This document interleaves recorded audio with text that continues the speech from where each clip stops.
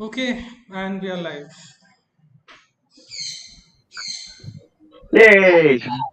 Good evening and a happy new year to everyone who's watching this live video. Sonia Pola. California.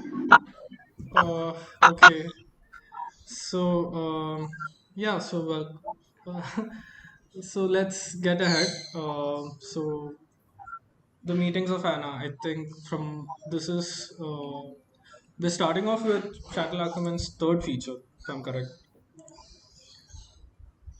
and it's more to do, and it's kind of semi-autobiographical in the sense that the protagonist is a filmmaker in her mid 20s, so who's touring across Europe. And the film follows her and her conversations with all the people she meets along the way. So, and any first thoughts, guys? Let's start with Sakib.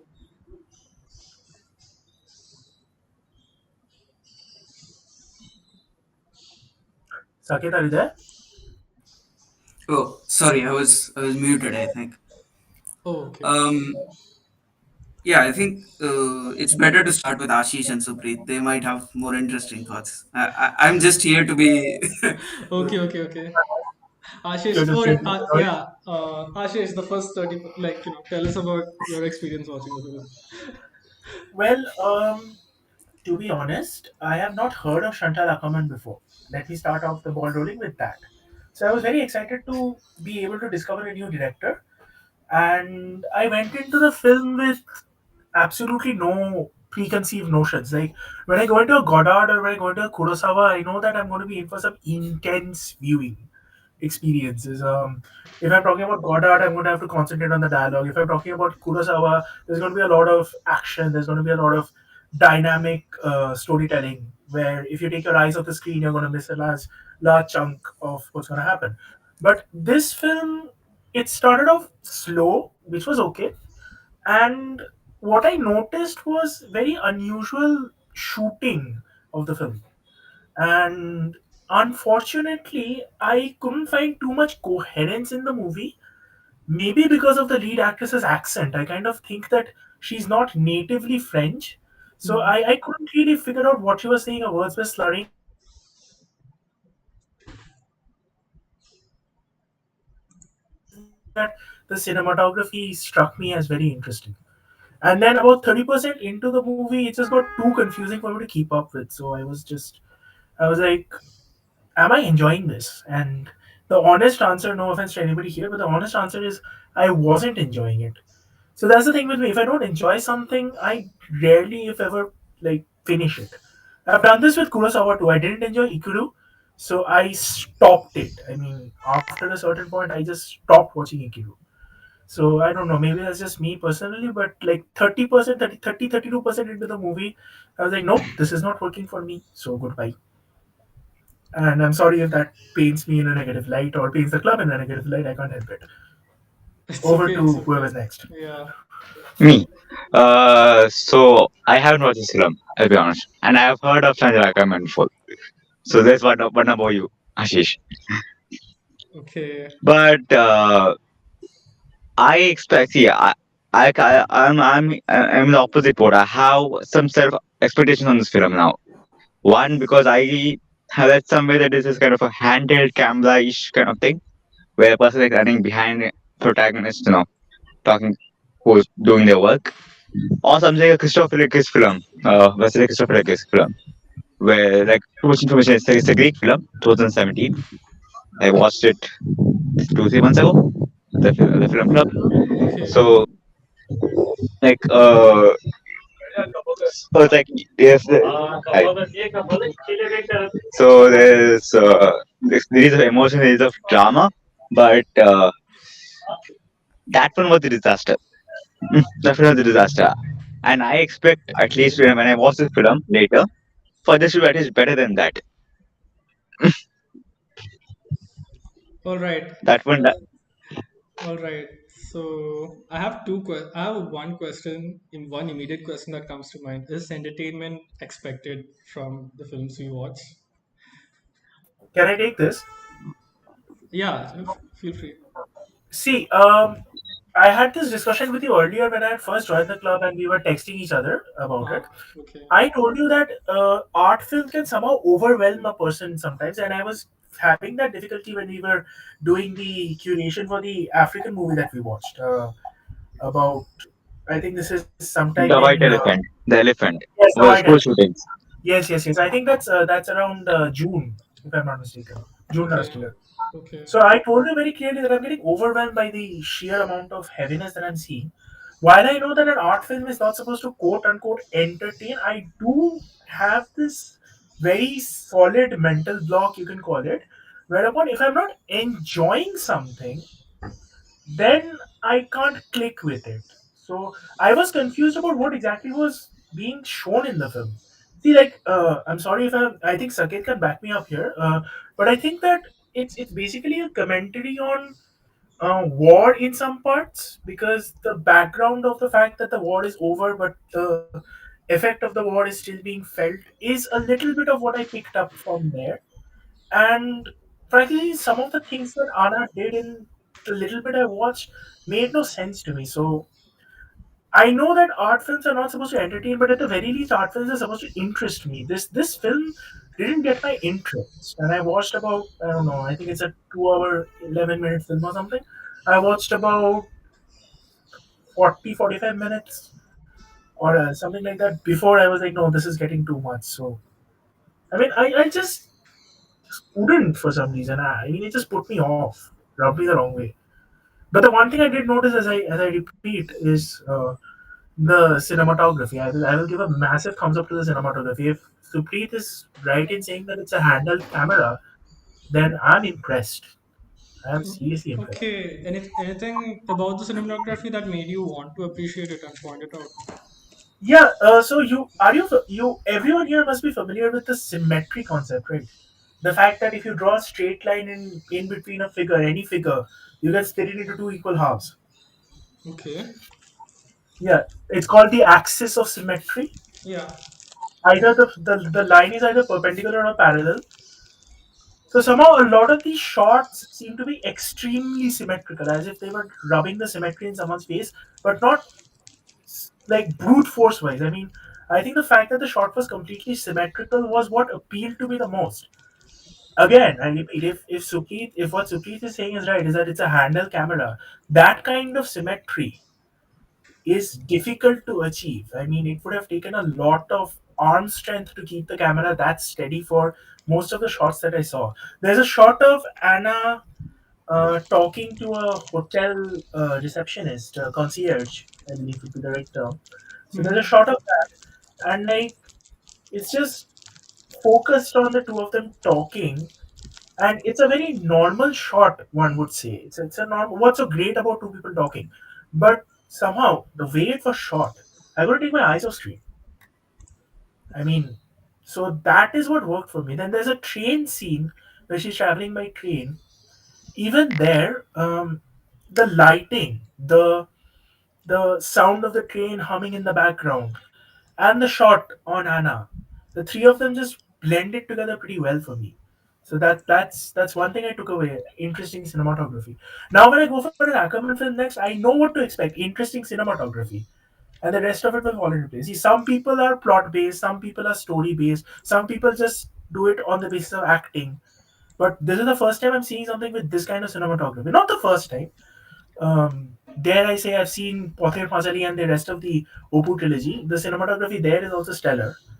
But yeah, and hot on the heels of the Kolkata International Film Festival, there was a movie there called Neighbors by Mano Khalid, I believe. So even there are some close-up shots of the protagonist kid. What's his name? Sero. So there are some shots of him acting with his eyes. So like that was very appealing about the film. I mean, so again, I started drawing parallels between these two films, Neighbors by Khalid and Pothir Pathali while I was watching this film. Very interesting cinematography. So she wins on that account. I mean, she sold me on her cinematography, even if the plot is something that didn't appeal to me or I didn't understand. The cinematography really appealed to me. So now when I go into the next movie that we're gonna do, I'll be on the lookout for interesting cinematography. So regarding me, I'm up like see, I prefer having a well organized plot, well structured like dialogues, and but I'm also game for two things. I like music. Music, if like somebody just clicks in situation, it works for my music, and also the emotions, like the emotion release it produces in me. Hmm. Hmm? Because and that's why I consider films like Too Much Influence for me, like Vasily Christopher's a disaster, because it was itself a confusing disaster.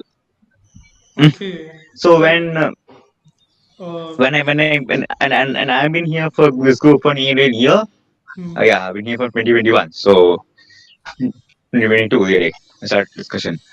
So Okay. 2022 I've been here. So in 2020 when I was here. Never mind. So I was here for a long time. So I have an idea of what a group functions on, what's the group's ideas and ideals. And I'm game with it. But for me, the important thing of a film is music. I don't want it to be Ilayaraja, I don't want it to be A.R. Rahman. I just want it to be just to fit the situation. I don't want it to play Dua Lipa when there is Okay. funeral going on, Right. or the emotion releases in me. Like at the end of the day, I don't want. If you want to portray something, don't overload me with other unnecessary emotions. If you want to do a tragedy, start with disaster, end with disaster. Like Sophocles' Oedipus Tyrannus, where Oedipus starts with destruction of Thebes, ends with his shocking revelation. I'm not spoiling the details for you. Mm. I You can read think the book. everyone knows what Okay. happens in Oedipus, man. Everyone knows it, and that's why I'm not going to spoil it anyway. Right. Right. Right. Man, these are some So very interesting that's my deal. If you expectations. want it, Yeah. I'm here for the plot. I'm here for the emotion release. Mm. Hmm. If those two work and the music fits, I mean, I don't care about if it's like the best film of all time or if it's like the worst film of all time. Okay. Right. As long as the I'm director just can gonna. portray, Can I? Yeah. So can I chime in? Yeah. Yeah. yeah, Okay, so I guess I mean I'm probably, I don't know how Jeff feels about the movie, but I'm probably in the minority saying that I'm a very big fan of Ackerman's work in general, Yeah. and I think this is like one of my favorites of her, all of her works, and I'll take up that responsibility of how to tackle with this certain I don't know what to call it, boredom, Expectations. Yeah. or yeah, and it's less about I think the movie being entertaining or some kind of I don't know where to start exactly. I'm thinking, okay, first of all, Yeah. it's not a handheld camera. I'm pretty sure it's not handheld.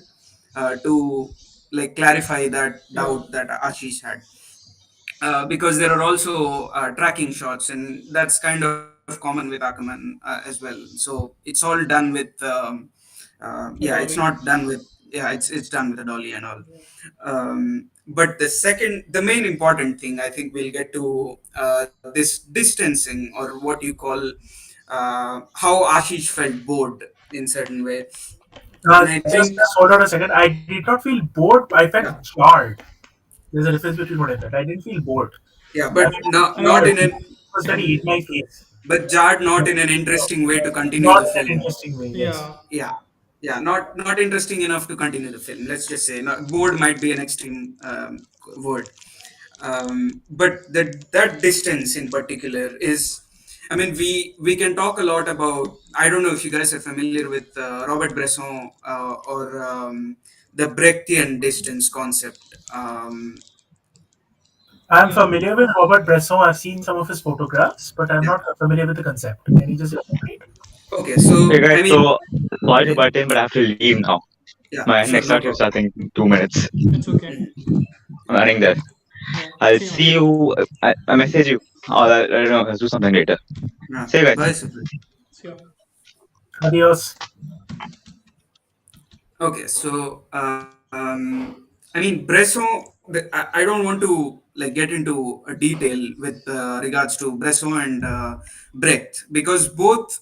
I mean, it's I want to kind of talk about the lineage of this distancing effect. That Yeah, the idea that you cannot completely emotionally relate yourself to the character or the plot, or it doesn't quite grip you like a Kurosawa film that you were talking about, Ashish, or even a Satyajit Ray film, right? Because the thing is, all the emotional gestures or facial expressions are always kind of very different to what you would expect normally, and that's the distancing effect. Even if you watch Robert Bresson film or even Ozu films to a certain extent, have a certain way that the actors talk and perform, that you can't quite get behind what they are feeling or what you're supposed to feel because of the character doing a certain thing.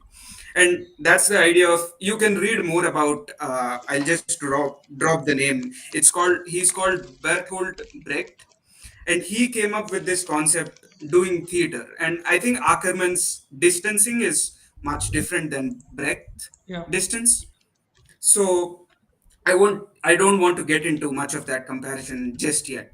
I'll just say that, um, I just want to pick up an example from the film and kind of explain it really quick and easy to understand way. So you can probably think of, I know Ashish hasn't gotten to that point, but Jeff can remember a moment where she's crying in the car. She's in the yeah, taxi and she's on the back seat and she's crying about yeah, something. In a typical film, you would get, I mean, it's not spoon feeding necessarily in every film, but you are fed as to why she's crying in that scene.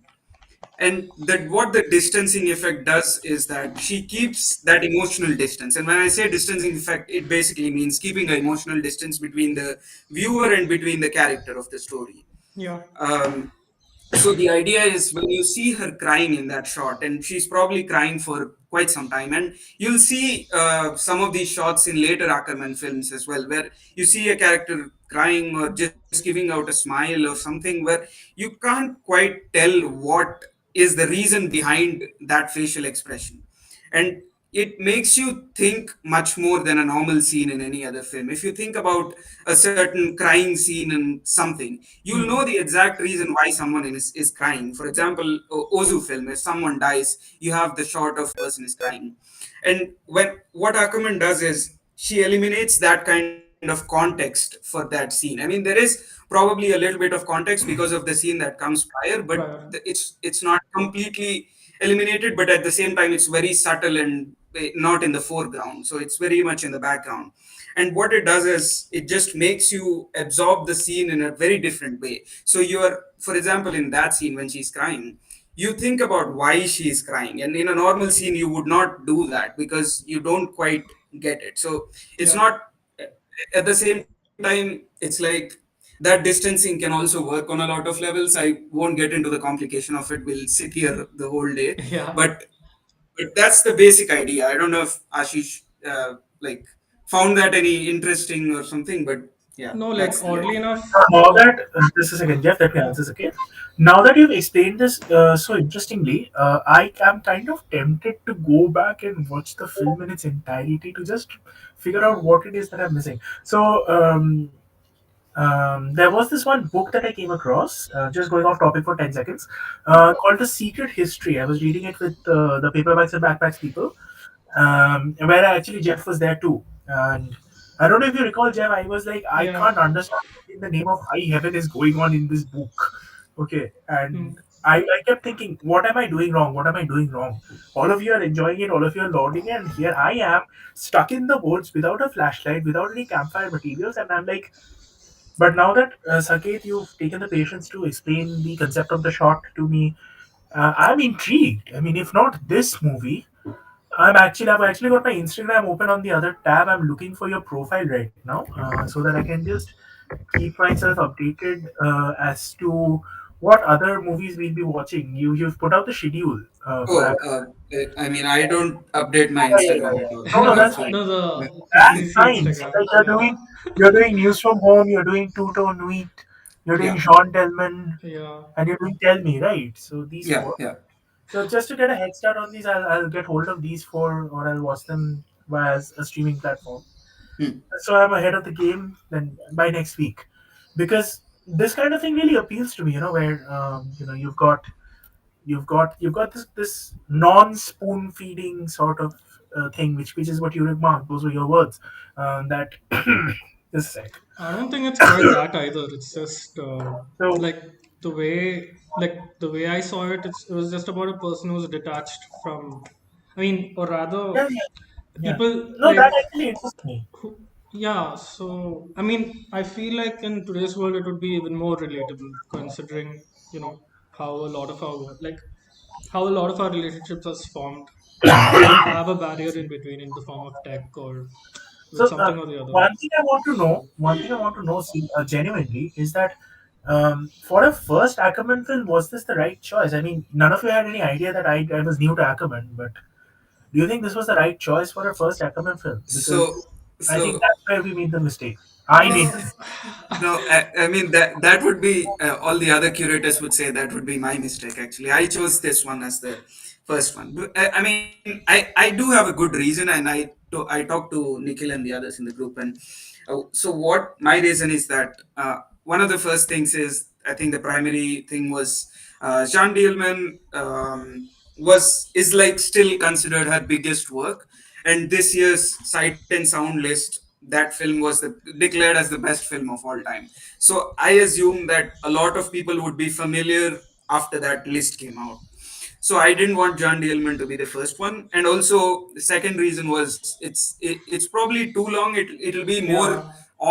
it'll be more off putting for Oh, I think the yeah, audience. yeah. and and the third reason, my personal reason, was that I think Ackerman's first two films, Je tu Willel and Jean Dielman, both I see them as kind of how she's built this film from those two films, because she's also expanding on her film language, and there are a lot of like those two films mostly play around with static shots, and this film is doing much more something sophisticated, alternating between Hmm. tracking shots and static shots, and kind of how she communicates a certain distance between the people and Anna, the subject. And I think in that sense, it's also dealing with a lot of themes, like I already talked about in the curator's note, about the post-war recession, and how people are struggling with this, and how people fail to understand Anna.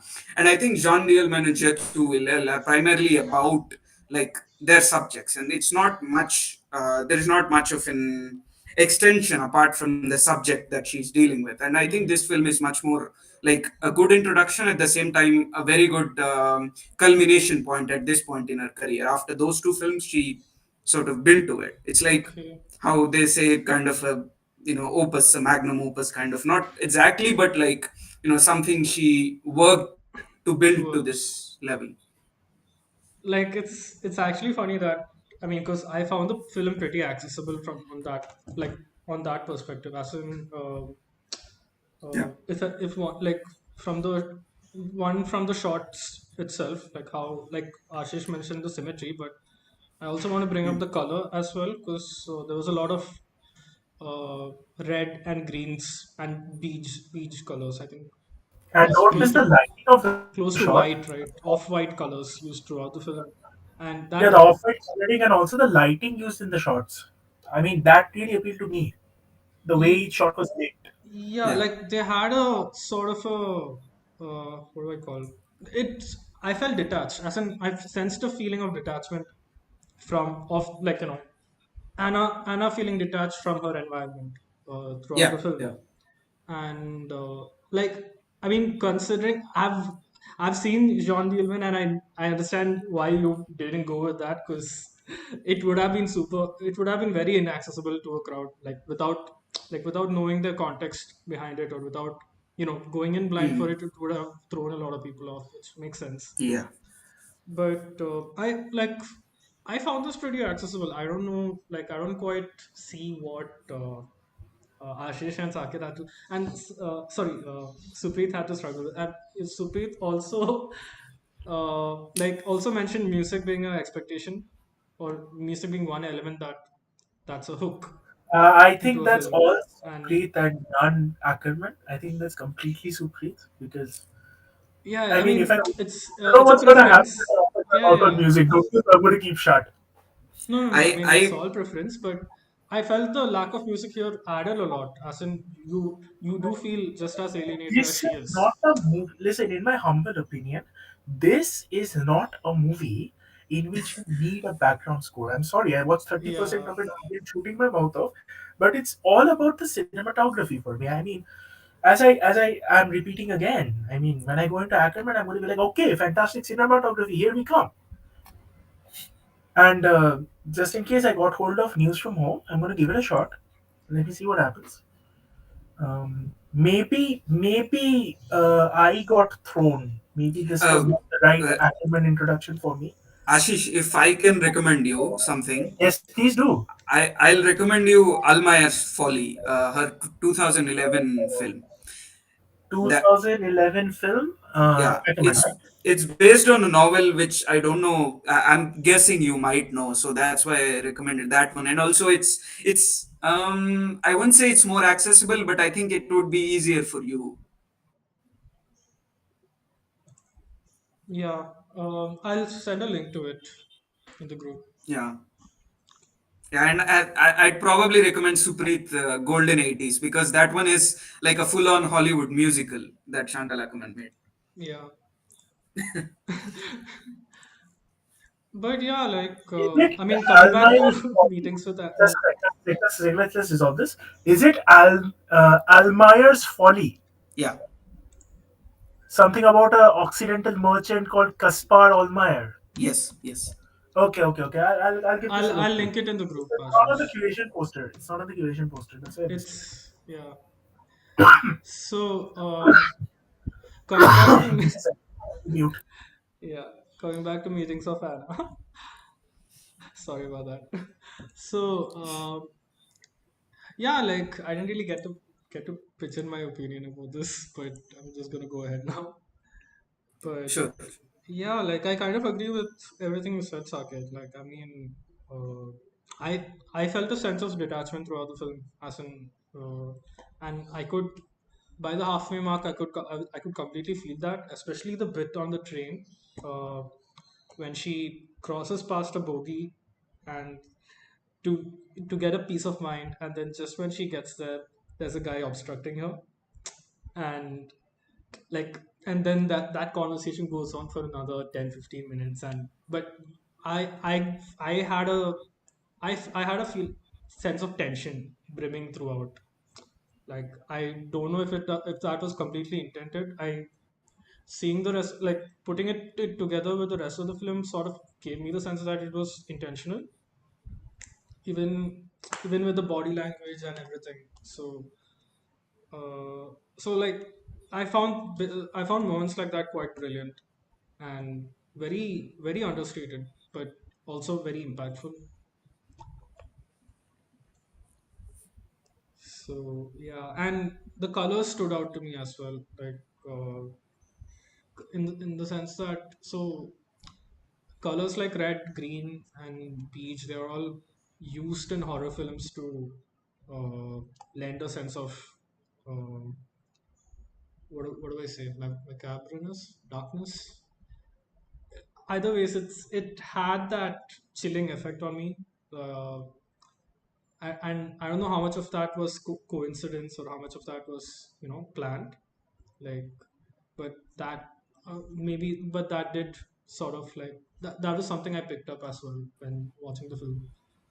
And so symmetry, like Ashish mentioned, the symmetry bits, like symmetry in the cinematography, but I think there were points where that was also broken as well. Like I don't think the film was completely shot in a 2D plane perspective, although the majority of it was, right. uh, you can Yeah, correct me if I'm wrong. it Yeah, definitely, yeah, it definitely feels much flatter, the space, because yeah, how she moves, and it feels like a 2D game where yeah, the characters move in just 90 degrees, and something like a Tekken or yeah, that kind of a game. yeah. And Yeah, no, like I mean, like so the bit on the train, right? This was one place where I noticed the symmetry being broken. As in one particular shot, the guy is literally obstructing her, Like it's Yeah. from he's literally obstructing her from the frame. By he's also facing the window, she's also facing the window, and he literally walks over, like across her, and then blocks our view, uh, our POV to her, and that sort of like, I mean, it has this like this subtle there's a subtle layer of threat there, which I really appreciated, or which I really found very interesting. Um, Mm, so, and even in general, like most of the people in our life, as in the guy at the beginning, the hookup at the beginning, the mother, mm. uh, I think the guy on the train, and yeah, like like they all seem to, like, it felt more like a one-sided conversation more than anything. Like even her answers, like her replies would be very detached, and they would come with after a pause, but also delivered in a very monotonous way. I don't know how much of that is to do with the Belgian accent, the French Belgian, the whatever, how much of that is a dialect difference, or how much of that is the character. But I clearly felt that in the delivery, and it was pretty interesting, like how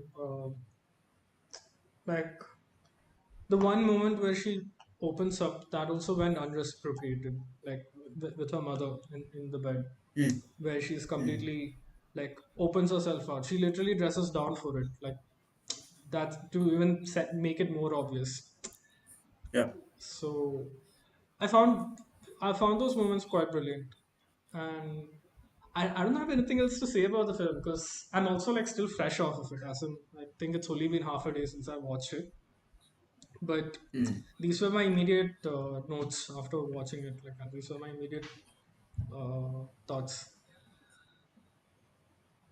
Yeah, Then, I think even the things you mentioned, the like the hookup and her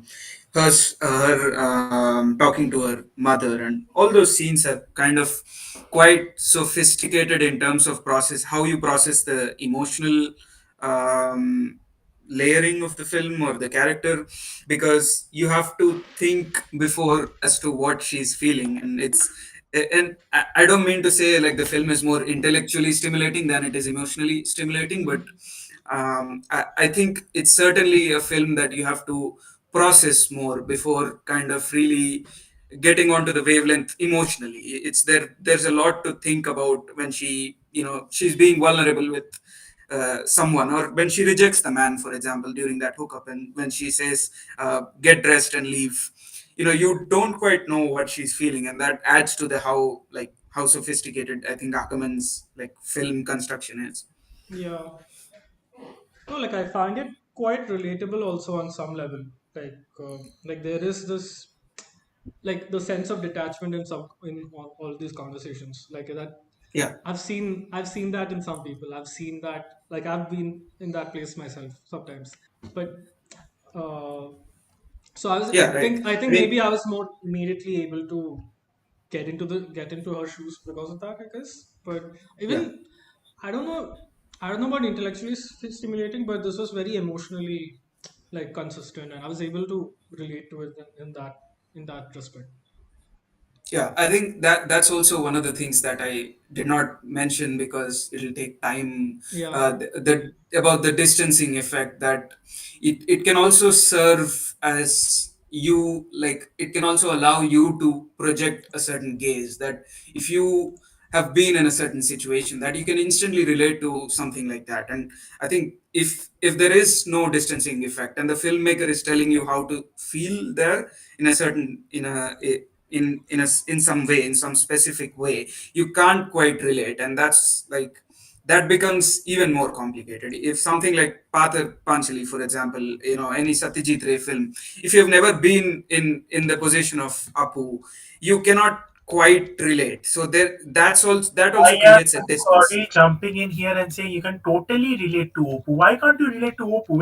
Where is the non-relativity here?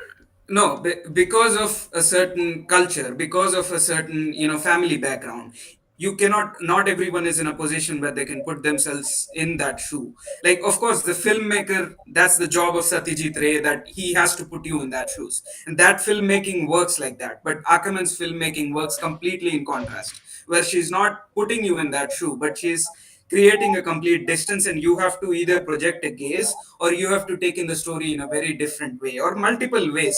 Every time I watch something like Ackerman film, or a Bresson film, or a Strauss film, or a Pedro Costa film, Hmm. I take in those films very differently than I watched it the first time.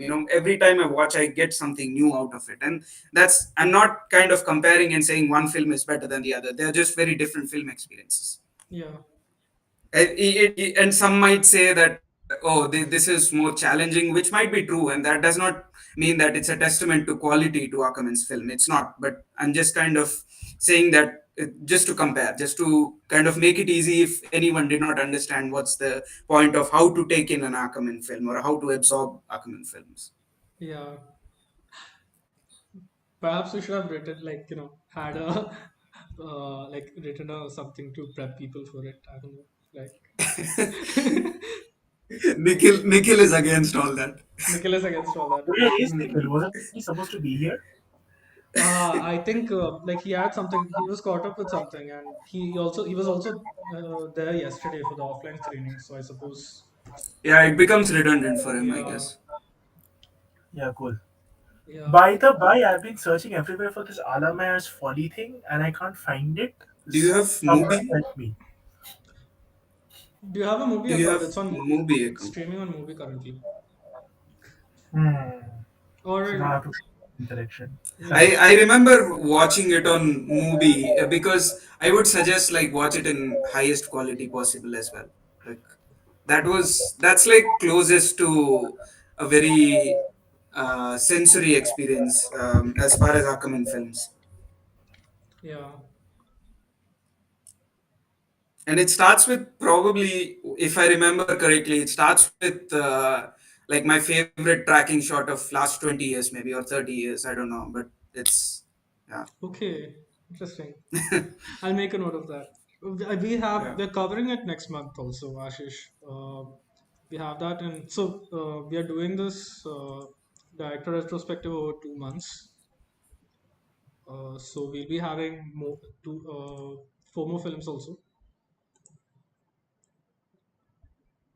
in February.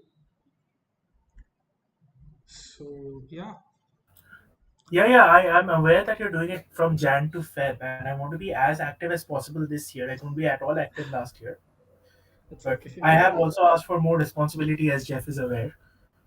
Okay, right, right. But So we'll get into that, get into the nitty-gritties of that pretty any soon, more hopefully. thoughts on meetings for Anna that you want to share? I think think I've covered everything I needed to. And yeah, like also the ending was quite heart wrenching. That one phone call towards the end, the voicemail, Yeah, yeah, really yeah. really shook me.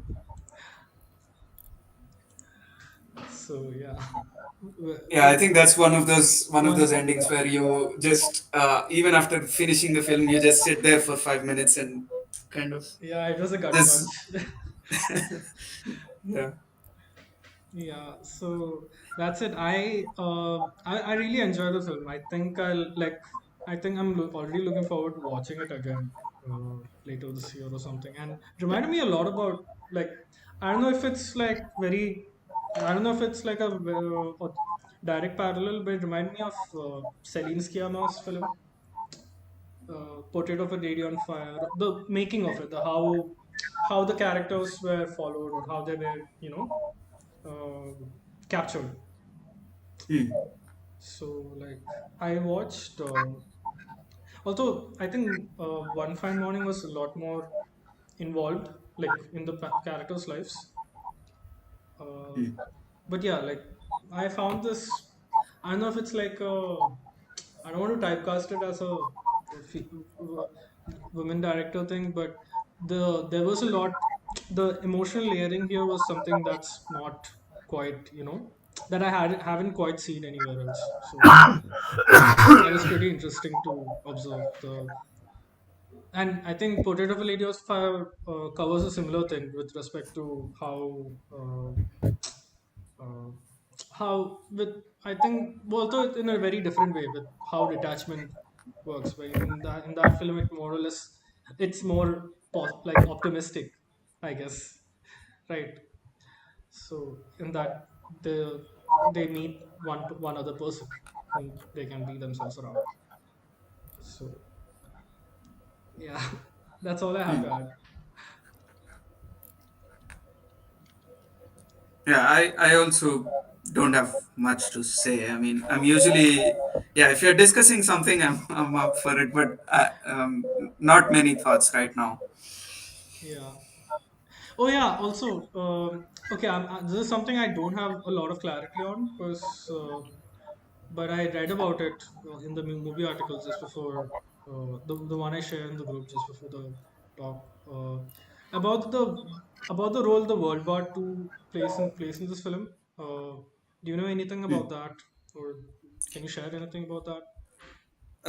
I think you'll see this in like the documentaries that we're screening, but Ackerman's own relatives, I'm not sure if they're parents because it's been a while since I've seen those documentaries, but like their own parents or relatives were victims of war. So I Okay. think that's a lot of like that's a recurring theme in her documentaries, Okay. and she's also Jewish, so you know. Did I like? Is that like?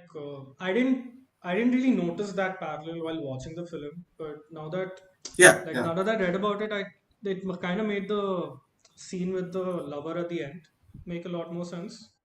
Like I was wondering uh, what happened, like why he suddenly felt sick or where that came from, Yeah, and I think yeah, it's a very personal detail as far as the film is concerned. I mean, yeah, once you're more invested in Ackerman and you return to this film, I think you'll kind of get a different experience from it. okay, I'll make a note of that. Thanks. Yeah. All right then. So, Ashish, anything else to add? Like No, no, not really, any not really. concluding notes? Well, I can only conclude that, as I said, I've been shown a new director and I've been shown some interesting cinematography. So maybe not this film. Maybe this film was not the right film for me. But looking forward to the next film. Okay. At least. I did get hold of a copy of this one, News from Home. So let me give it that a whack. Let me see if I like that one. If I still don't like it, well then I'll take a back seat until you're Okay. done with this film. Okay. I I Come back. I I kind of hoped all this talk would make you want to revisit this film, but that No, didn't I'm work. thinking about it. It's just that I forgot where I got the copy from. Bloody hell. Okay. All right. All right. All right then, guys. I'm stopping the like we're ending the conversation here on this note. Next week we are doing a double feature, so we'll be covering two films here. That is. So yeah, see you next week. Hopefully, I'll be handling uh, the online meets, and Nikhil will be handling the offline ones. So for those of you who are listening in, feel free to turn in anywhere. And yeah, see you next week. See you. Bye. Take care.